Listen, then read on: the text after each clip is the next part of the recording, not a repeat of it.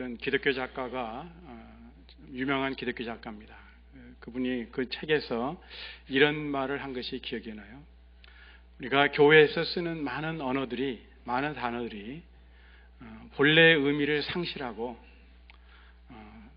좀 변질되고 퇴색되고 오용되고 많이 남용되어 왔는데, 그런데 아직도 여전히 그 의미를 잃지 않고 우리들에게 언제나 감동을 주는 언어가 하나 있는데, 그것은 바로 은혜라는 것이다. 은혜다. 오늘 찬양대 정말 언제 들어도 우리의 마음을 정말 울컥하게 하는 귀한 찬양 감사합니다. 그렇죠? 나의 나 된 것 다 하나님의 은혜죠. 나를 불러주시니, 나를 만드시니, 나를 붙드시느니 하나님의 은혜입니다. 우리가 지난주에 야외배로 드렸는데, 지난주 설교 내용을 기억하시는지 모르겠어요. 그래서 제가 좀 요약해서 다시 말씀을 좀 전해야 되겠다는 생각이 들어요. 제목이 뭐였죠? 거듭남의 은혜. 거듭남의 은혜. 오늘 우리 찬양대가 찬양을 해 주었듯이 우리가 거듭났다는 것, 그것은 전적으로 하나님의 은혜입니다. 내가 잘나서도 아니고, 내가 무슨 선한 일을 해서도 아니고, 내가 무슨 공로가 있어서도 아니고, 자격이 되어서가 아니라 오로지 하나님의 은혜로 새롭게 태어났다는 것이죠. 우리 죄를 위하여 내 대신 죽으시고 부활하신 그 예수님을 믿음으로 하나님은 우리를 거듭나게 하셨습니다. 거듭남의 사건 그 자체도 하나님의 은혜일진데, 또한 거듭남으로 말미암아 우리는 하나님의 놀라운 은혜들을 누리게 되었습니다. 세 가지를 제가 말씀을 드렸는데, 첫 번째로 거듭남으로 우리는 산 소망을 가지게 되었다. 이 산 소망이란 때가 되면 반드시 이루어지는 소망입니다. 그리고 이 산 소망은 우리로 이 땅에서 살아가야 할, 정말 성실하게 열심히 목적을 가지고 살아가야 될 이유와 동기를 갖게 해주는 소망이에요. 때가 되면 예수님이 반드시 다시 오실 터인데, 그때 우리의 몸이 영광 가운데 계시는 예수님의 몸과 같이 변화되어 영광을 누리게 될 것이라는 소망입니다.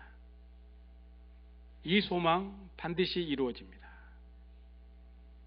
또한 두 번째로 거듭남으로 우리는 하나님의 유업을 이어갈 인생이 되었습니다.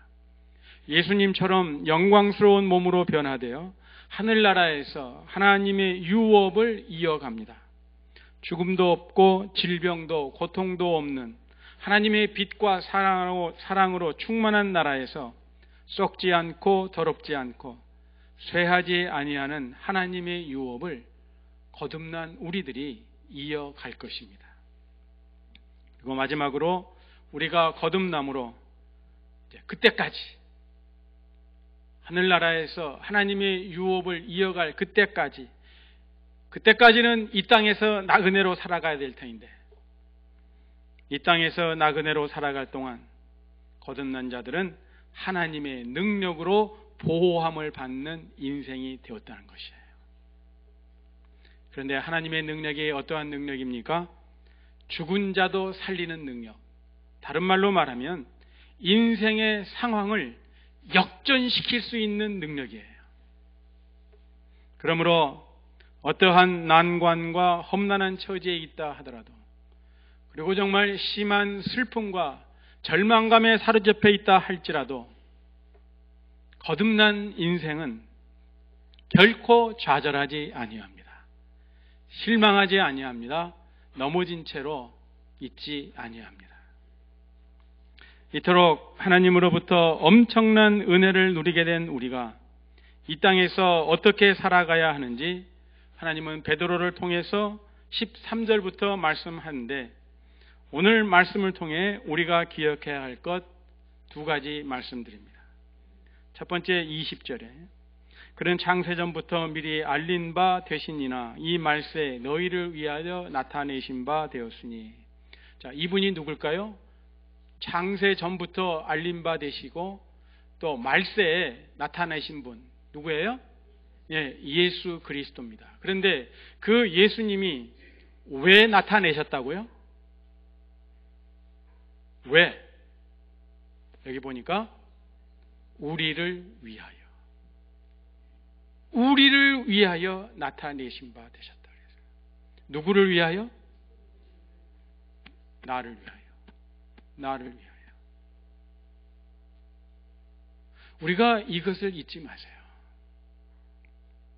예수님이 성부 성자 하나님 가운데 그 제 두 번째 성자 하나님이신 그 예수님이 어찌하여 이 땅에 오셨는가? 하나님의 독생자 예수 그리스도께서 어찌하여 이 땅에 오셨는가? 왜 오셨어요? 나를 위하여 오셨다. 우리가 어떤 존재입니까? 그렇죠. 예수님이 위하여 나타내실 정도로 우리는 존귀한 존재예요. 로마서 5장 5절에 보면은 아직 우리가 연약할 때 그리스도께서 경건치 않은 자를 위하여 죽으셨도다. 누구를 위하여 죽으셨다고요?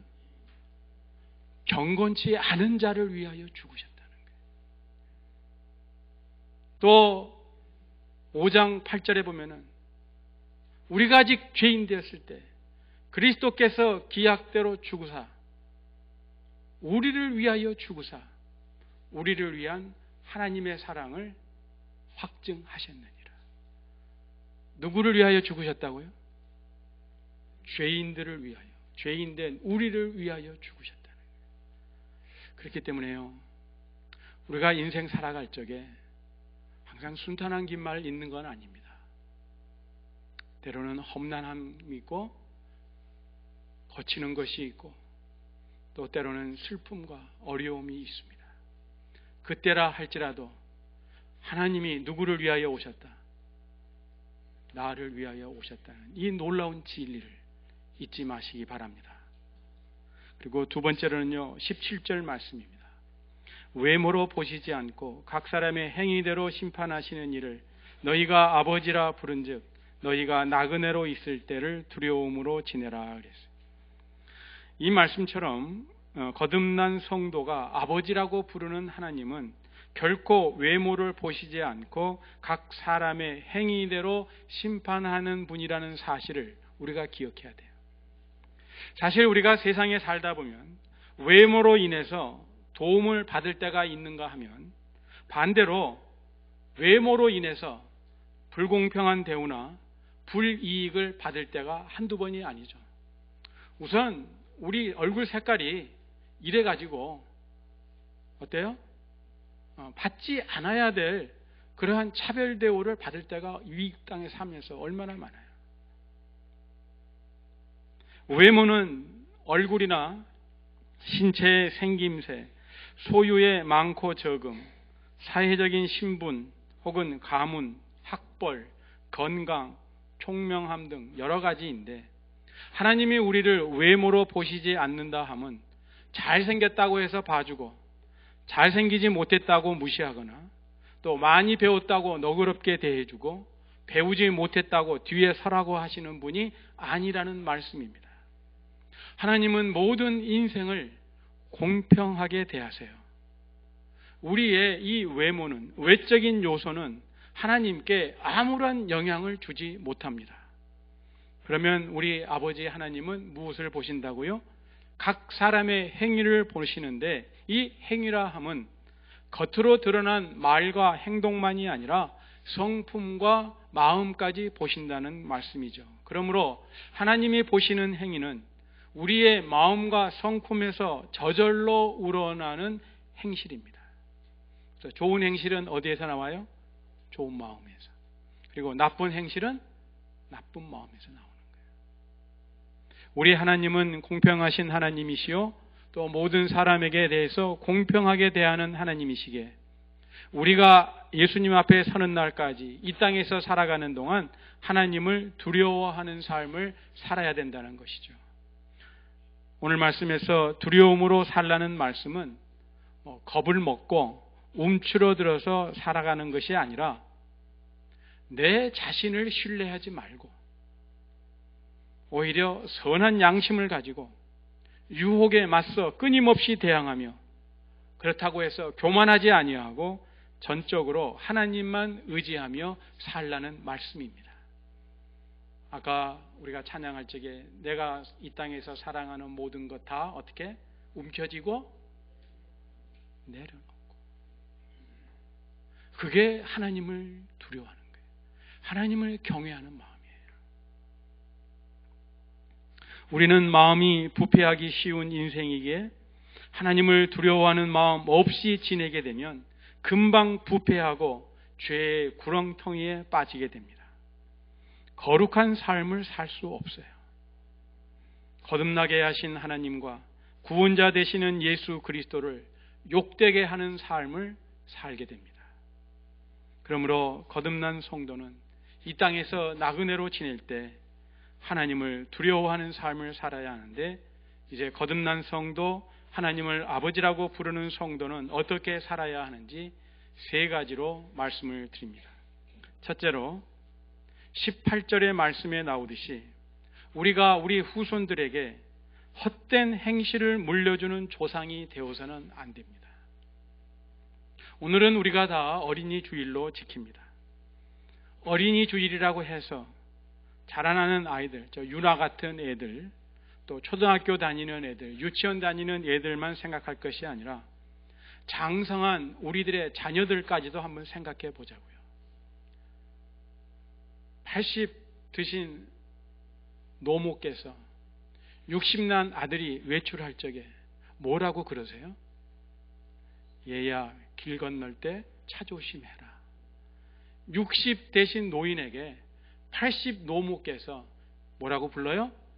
얘야, 길 건널 때 차 조심해라. 부모에게는 자식이 장성한 자식이라 할지라도 여전히 아이들이에요. 그런데 과연 우리는 지금까지 우리 자녀들에게 어떤 아버지요 어머니였다고 생각합니까? 우리 자녀들이 우리들에게서 무엇을 배웠을까요? 헛되고 못된 행실을 배웠나요? 아니면 바르고 고든 행실을 배웠을까요? 오늘 18절에 헛된 행실이라 함은 하나님을 두려워하지 아니하고 경외하지 않는 삶을 얘기하는 거예요. 우리 자녀들의 마음에 내가 커서는 우리 아버지나 어머니처럼 살아야지, 그런 마음을 품고 아이들이 자랐을까요? 아니면 내가 크면 절대로 우리 아버지나 우리 엄마처럼은 살지 않을 거야, 이런 마음을 품고 자랐을까요? 혹시나 지금까지 자녀들의 마음에 쓴 뿌리를 가지게 한 것이 있다면 가정의 달인 5월에 겸손한 마음, 그리고 하나님을 두려워하는 마음으로 자녀들에게 용서를 구하세요. 의외로 우리 자녀들은 부모를 따뜻한 마음으로 쉽게 용서해 줍니다. 용서하고 용서받은 후에는 제가 단언컨대 반드시 달라집니다. 어떻게 해야지 달라진다고요? 용서하고 용서를 구하고 용서하면 달라지게 되어 있어요. 그 변화의 기쁨을 우리가 누려야 됩니다. 언제까지 그것을 쓴뿌리를 자녀들에게 놔둔 채로 우리가 살아야 될까요? 언제까지나 우리의 마음에 불편함을 가지고 살아야 될까요? 그 변화의 기쁨을 우리가 누려야 되는데 그 기쁨을 우리 하나님도 원하신다는 거예요. 두 번째로 21절 말씀처럼 거듭난 성도는 믿음과 소망을 하나님께 두는 인생을 삽니다. 거듭난 성도, 하나님의 은혜를 누리는 성도는 결코 이 땅에 있는 것을 믿거나 바라는 삶을 살지 아니합니다. 자, 우리가 믿지 않는 사람들이든 부모님들에게 가장 바라는 것이 있다면 뭐라고 대답합니까? 잘 먹고 잘 사는 거? 좋은 옷 입고 좋은 차 타는 거? 좋은 집에서 사는 거? 이건가요?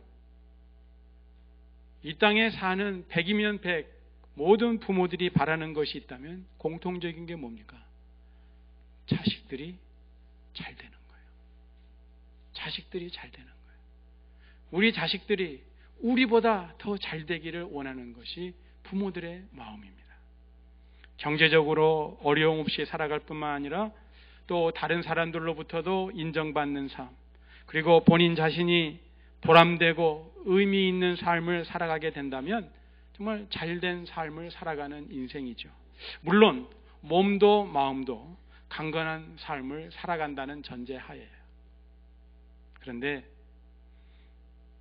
거듭난 성도는 세상 사람들이 바라고 원하는 것처럼 그 정도 선에서 자식이 잘 되는 것으로 그치지 않습니다.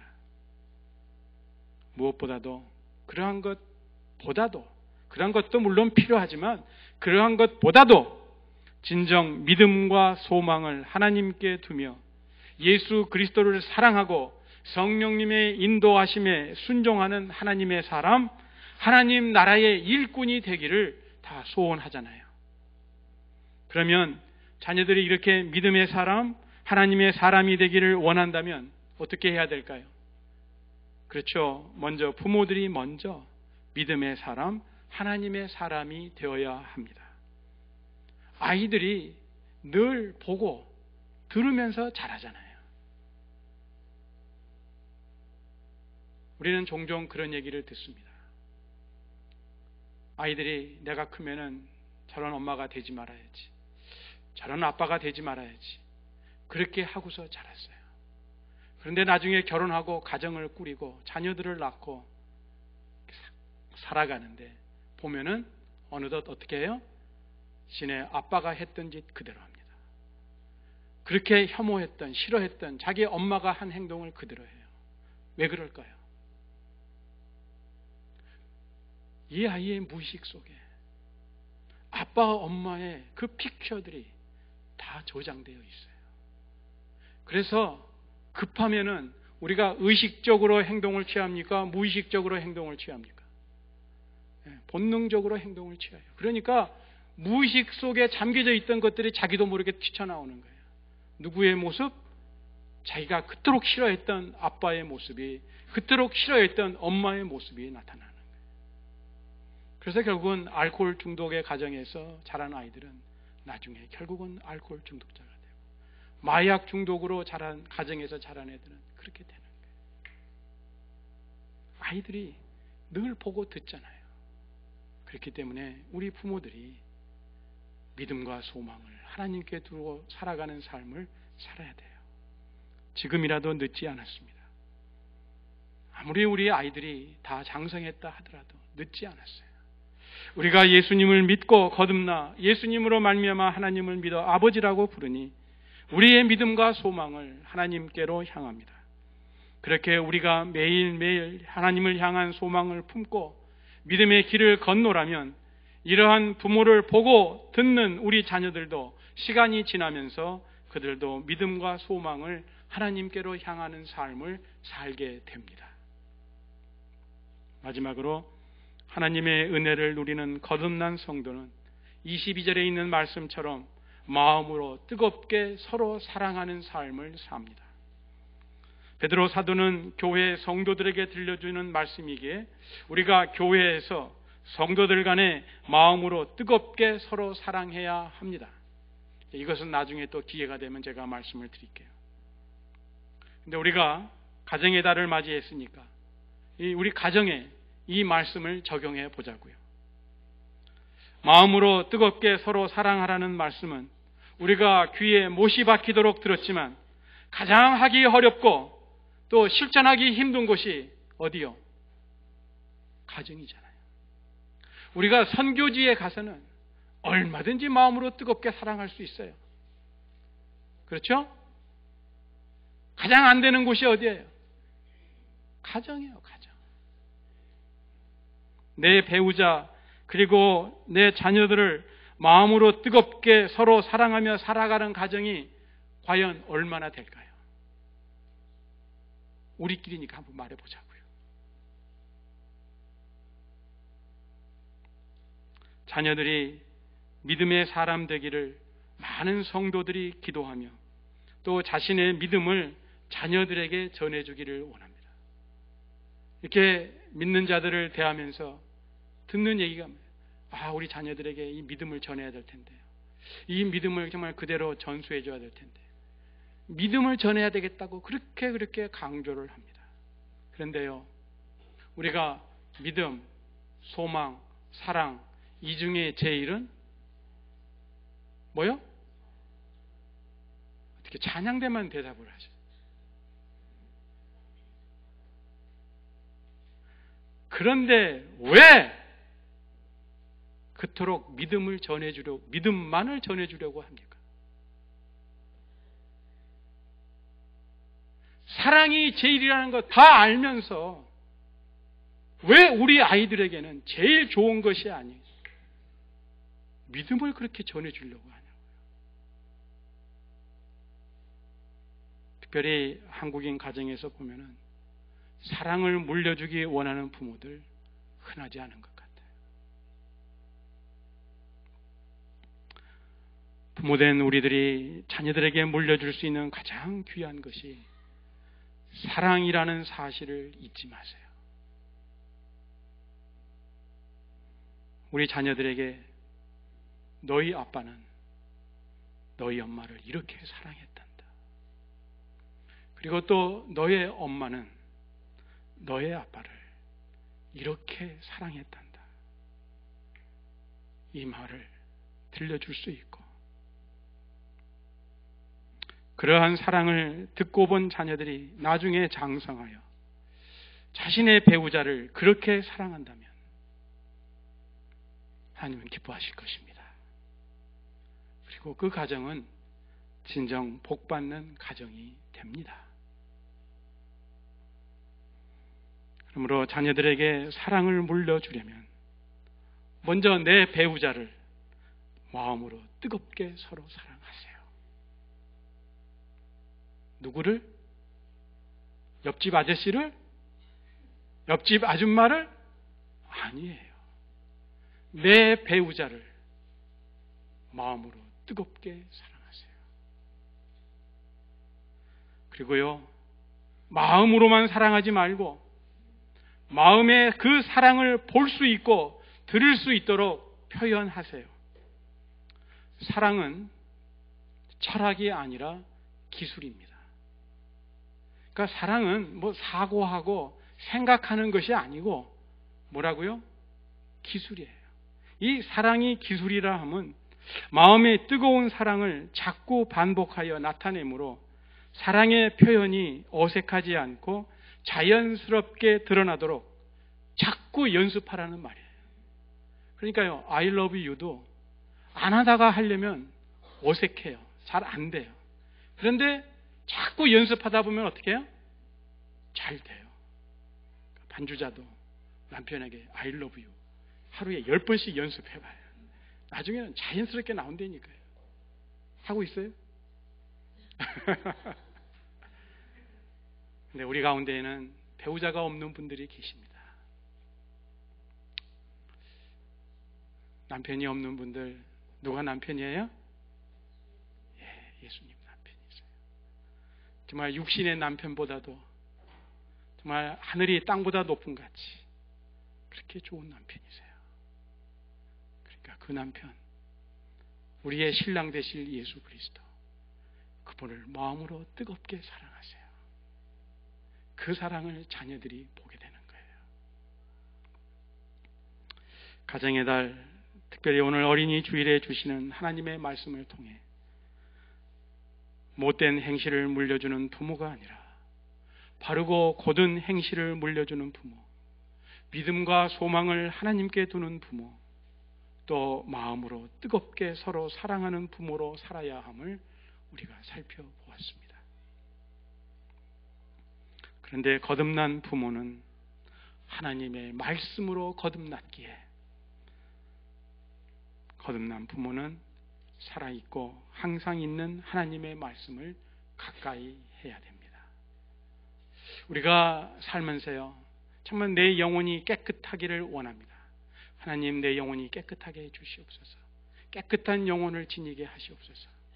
근데 성경을 보니까 우리의 영혼이 깨끗해지는 길이 있더라 이거예요.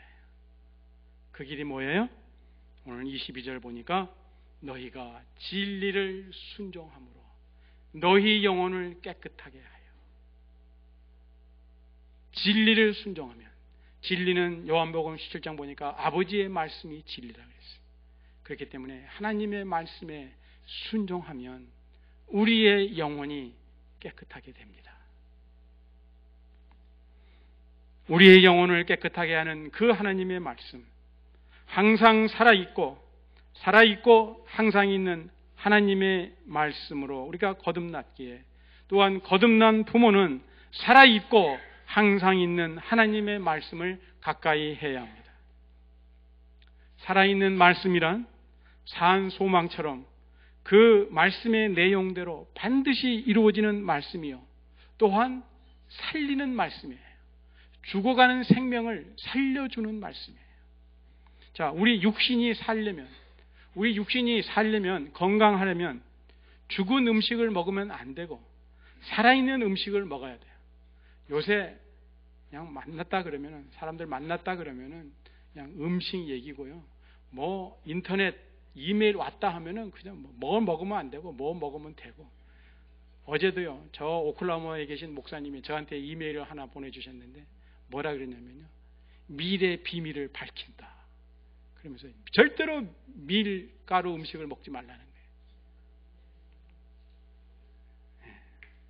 그래서 우리가 죽은 음식은 먹지 말고 살아있는 음식을 먹어야 된다. 아주 요새 귀가 못이 박히도록 듣고 있습니다. 근데 어떤 음식이 살아있는 음식이냐 이거예요. 면역력을 키워주고 또 우리의 세포를 새롭게 해주며 신진대사를 촉진시켜 나를 살리는 음식이 이게 살아있는 음식이에요. 그러므로 우리는 살아있는 말씀, 그리고 살려주는 말씀을 가까이 해야 우리 육신이 살고 우리 영혼이 살아납니다. 대신에 죽은 말, 그리고 죽이는 말은 멀리 해야 돼요. 죽이는 말 대표적인 게 뭘까요? 욕이라든가, 그 다음에 비난하는 말은 하지 말아야 돼요. 옛날에 우리 한국 분들이, 나이 드신 분들이 애들한테 그런 얘기 많이 했지. 이 연병 걸릴 놈. 뭐 그러면서 그렇게, 지금 생각해보면 얼마나 무서운 말인지 몰라요. 그때는 그냥 아무 생각 없이 그냥 늘상 쓰는 말이니까 그냥 들었지만은, 욕이라든가 비난하는 말 절대로 하면 이게 죽이는 말이에요. 하면 안 돼. 또한 하나님의 말씀은 항상 있다고 했잖아요. 예수님이 말씀하십니다. 진실로 너희에게 이르노니 천지가 없어지기 전에는 율법의 1.1핵이라도 반드시 없어지지 아니하고 다 이루리라. 그러니까 천지가 없어질 때까지는 하나님의 말씀이 계시는 거예요. 있는 거예요. 그러므로 항상 있는 하나님의 말씀, 또한 살아있는 하나님의 말씀을 통해 거듭난 성도는 늘 성장해야 돼요. 늘 그 말씀을 통해서 성장해야 합니다. 자녀가 장성해서 또 가정을 꾸몄다고 해서 부모로서의 역할이 다 끝난 것이 아니라는 것 우리가 다 잘 압니다. 살아있고 항상 있는 하나님의 말씀으로 우리 부모들도 계속해서 성장해야 합니다. 그래서 거듭남의 은혜가 우리뿐만이 아니라 우리 자녀들 그리고 후손들도 누릴 수 있도록 해야 돼요. 그것이 거듭난 부모로서의 맡아야 할 임무입니다. 소명입니다.